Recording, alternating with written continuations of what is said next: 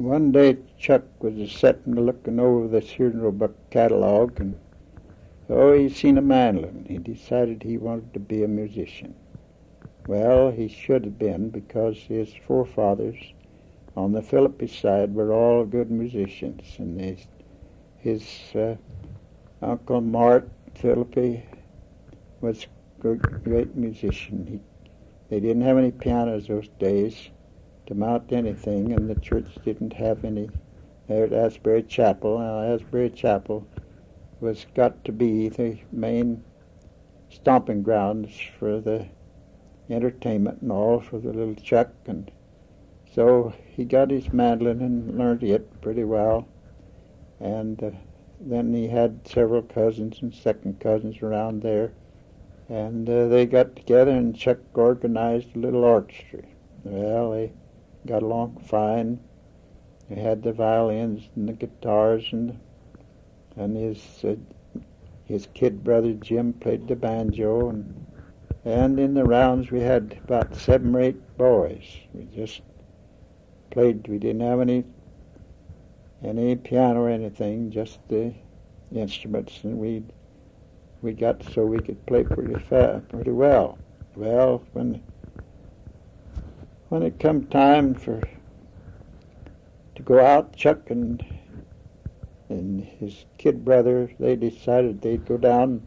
They were invited down to a housewarming down by Friston, Indiana. That is several miles down below, and Chuck and his kid brother, they crawled in the buggy and they went down. They decided to go down and play. They went down and played for the housewarming and everything. They didn't know what they was getting into. Chuck told it later that they didn't drink any of the beer, but he said we played and played and played, and we didn't dance because we was playing so much of the time. So they got home that night, going about 4 o'clock in the morning. They slipped in. They thought they did. Anyhow, Chuck's dad said, along about 4 o'clock, he yelled upstairs and said, "Boys, it's time to get up."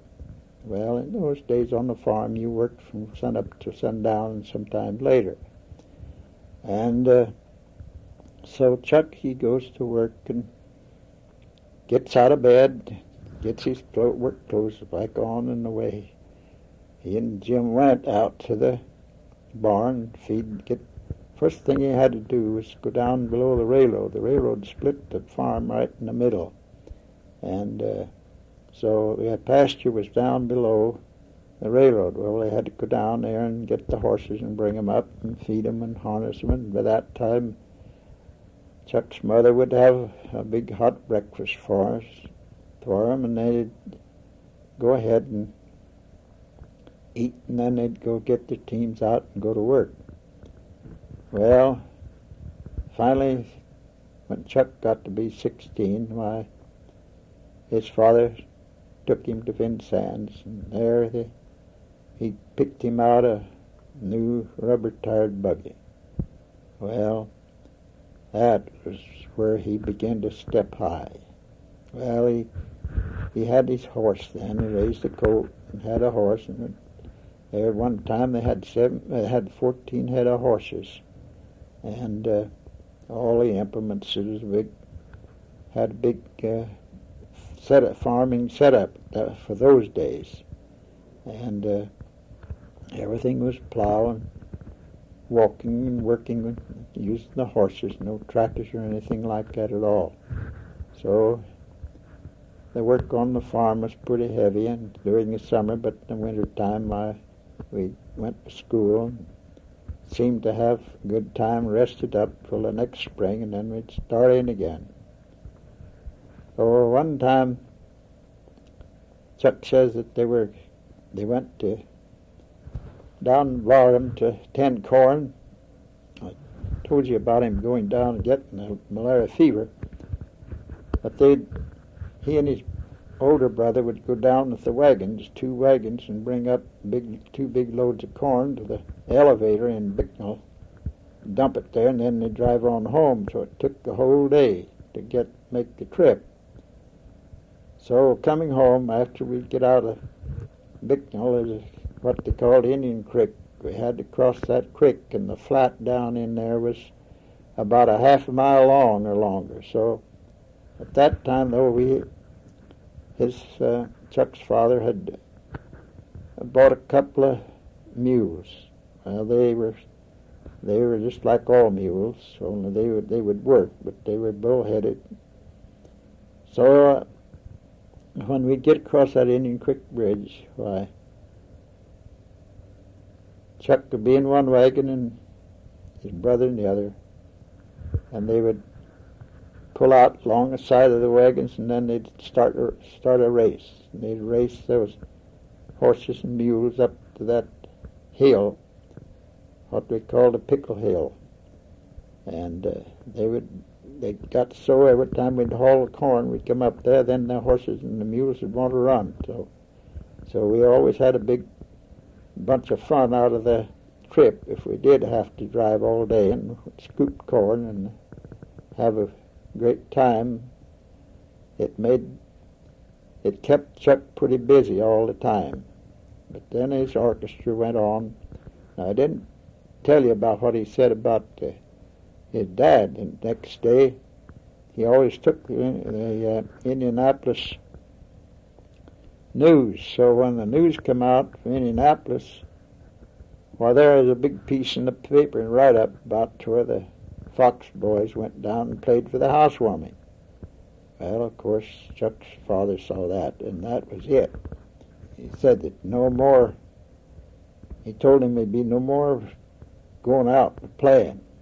He didn't approve of it. And that is all he had to say, because in those days, you respected your parents and done as near as you could what they told you to do.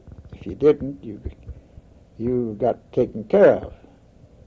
So Chuck was pretty well trained. His father and mother, they used to have on the back porch on the new house, at the end was a peach tree seed got down in there, and it grew up to be quite a tree. Well, that peach tree furnished all the switches that the little Chucky needed, because his mother, if he got out of line, his mother would go to that peach tree and she'd take a limb off of that, and little Chuck's legs would sting pretty hard after that.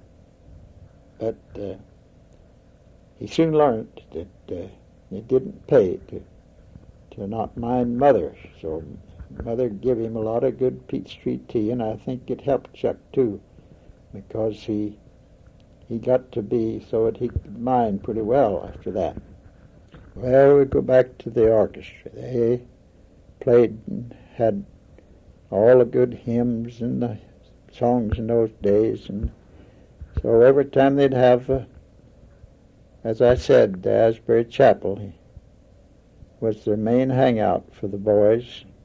Chuck, he'd take his orchestra and he'd go there and they'd play for their box socials and their strawberry and ice creams, socials and pie socials. Kids would bid on the cakes and things, and for the girls would bring them and the boys would bid on them. That's where they made their money. So we'd gang up on some kid. Chuck, he told them they'd find out who the boy's girl was, and Chuck said they'd bid on that box and run it up so that the boy, he'd have to pay a big price for it. So they worked several of the boys that way. Chuck said that's the way they got most of their money, but we did. Chuck said they didn't have to do anything about buying anything, because they treated the orchestra and took care of them. They got all the good eats they wanted for playing.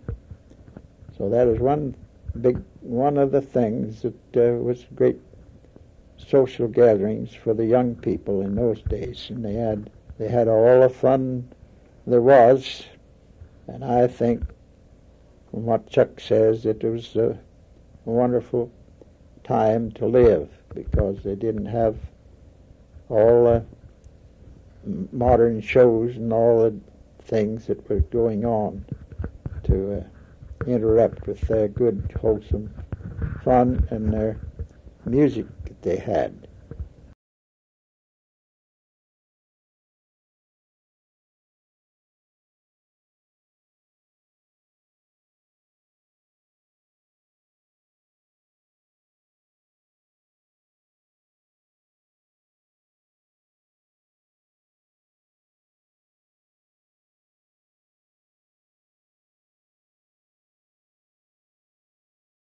Now Chuck's uncle, Uncle Mart, and Aunt Kate was Chuck's favorite uncle and aunt. They lived there by the church, and his father had a tuning fork. He was leader of the choir, and he led the singing, and he'd get his choir up ready, and he'd get the tuning fork, and they'd start out their singing in the church. And he kept that up as long as Chuck could remember. He always was there to play and to sing, and they didn't need the instrument. Everybody seemed to be in pitch and the right pitch, and they carried on their music.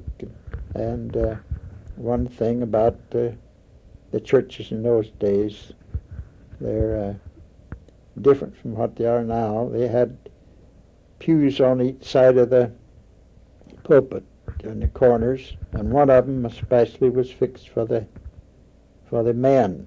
The men would go up there and sit in what they called it the Amen corner. Well, Chuck's father was in that corner, and every Sunday he'd be in there, and whenever the preacher would get to preaching, while they'd all back him up in his sermon and say amen. And so, of course, they had wonderful times, but then they had troubles too, like they do now. They had, Chuck said that he remembers one fellow that was in the Bruceville church that he was going to run things or else. So we have the same thing today.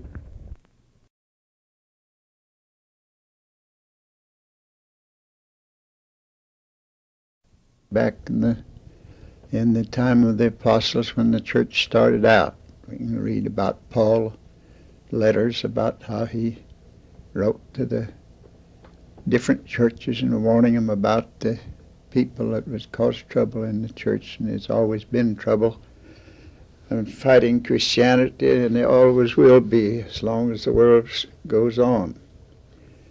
So you have to learn to get along and be willing to stand up and fight, because what you don't get liberty, you don't get salvation easy. It comes for a price that you have to pay these days.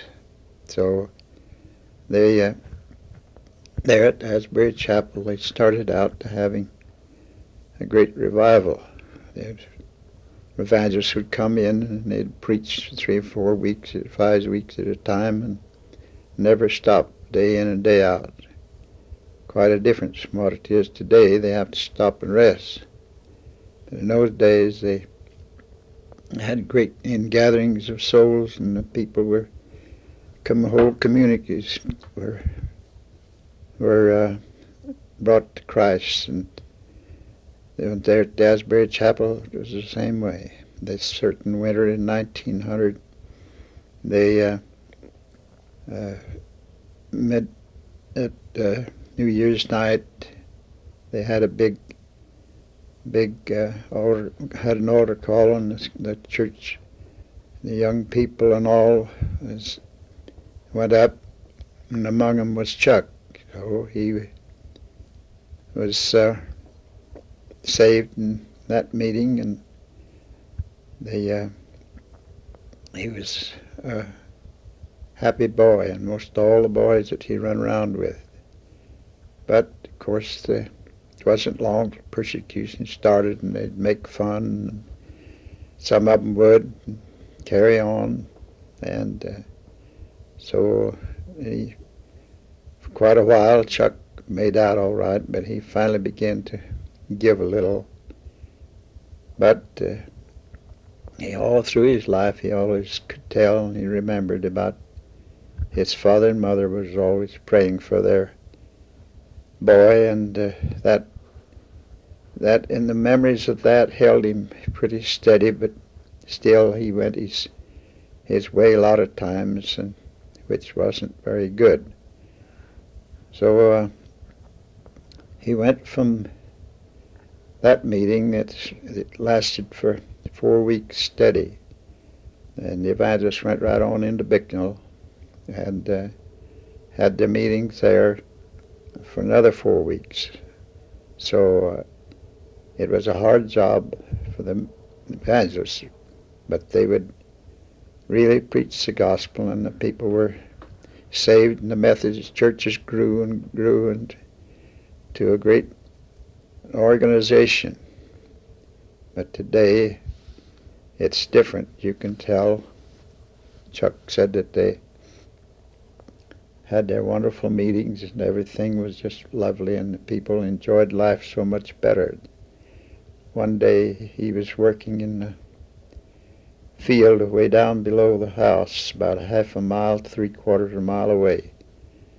And the people in those days, you could hear them singing and whistling. They were a happy group. He said that many a time he stopped his plow. His mother and sister would be out washing or making apple butter, working outside under the shade trees. And he could hear his mother singing. She had a wonderful soprano voice, and she would wash over the washboard or whatever she was doing, and she would sing at the top of her voice, and just he could hear her clear down in the field.